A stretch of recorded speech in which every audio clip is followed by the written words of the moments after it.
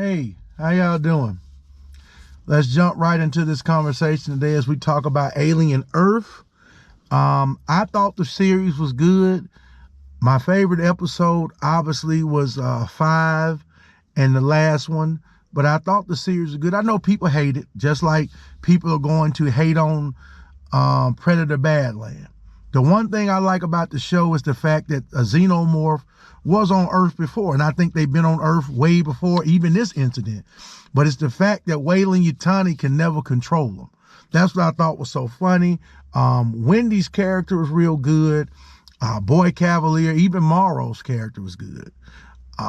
There's a lot of people that you really don't find out about because the Maginot had a full crew. And we only see bits and pieces of them. We don't even see a lot of them get killed. But I definitely like the show. I like the fact that this ties into the story of the first movie.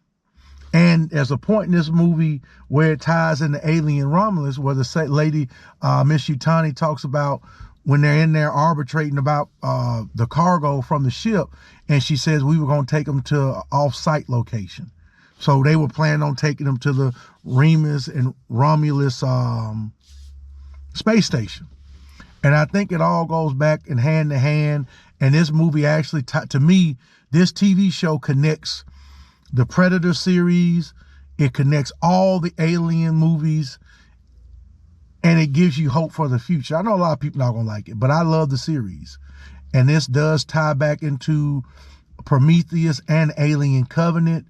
So it covers a lot of ground in it. The reason I think it's so important is because these people were paid a lot of money to go retrieve these species.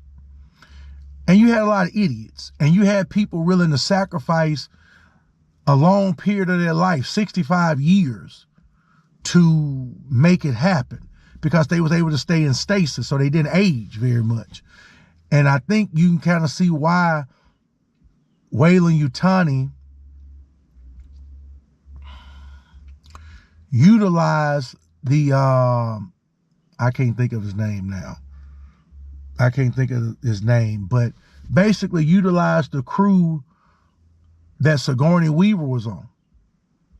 Because those were better trained people. And between LV-224 and 426 or whatever, you can see how they realize we can't use a bunch of idiots. And so this what leads to the other mission because they know.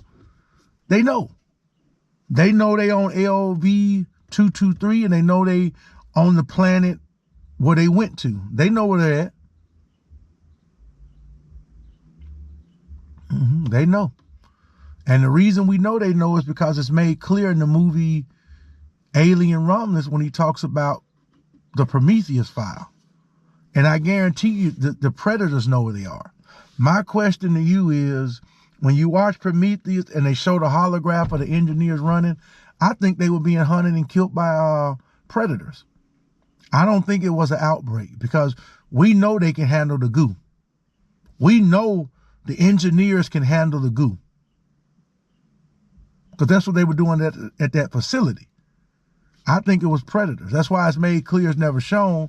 But I think for Ripley Scott and even James Cameron, it would, if they came out and just said it, we know the Predators are much more interesting and gonna win more times than not versus the Xenomorph.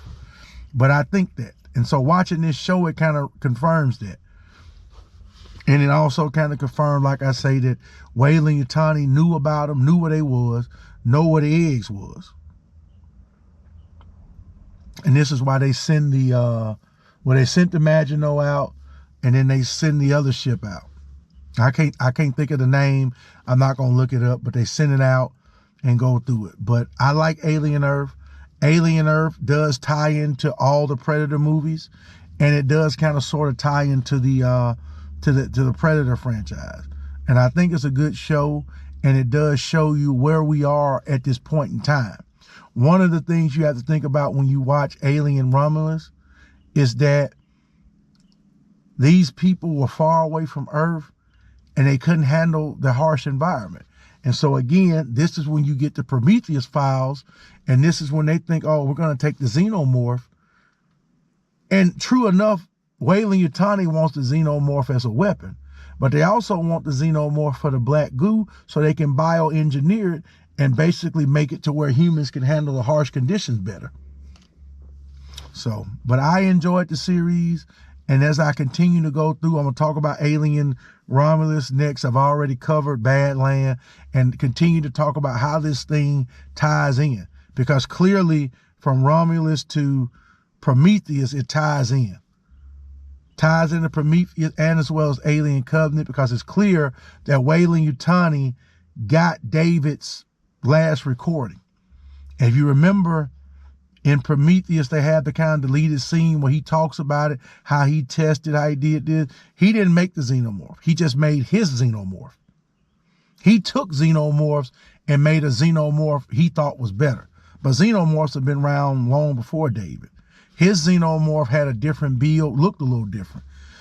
So, excuse me, but I'm not going to hold y'all up for long, man. Y'all just stay blessed, stay great. But as we move through this, I'm going to continue to talk to y'all about how these things tie in and why I really enjoyed Alien Earth and how it ties into Weyland-Yutani, the Predators, and the Xenomorphs.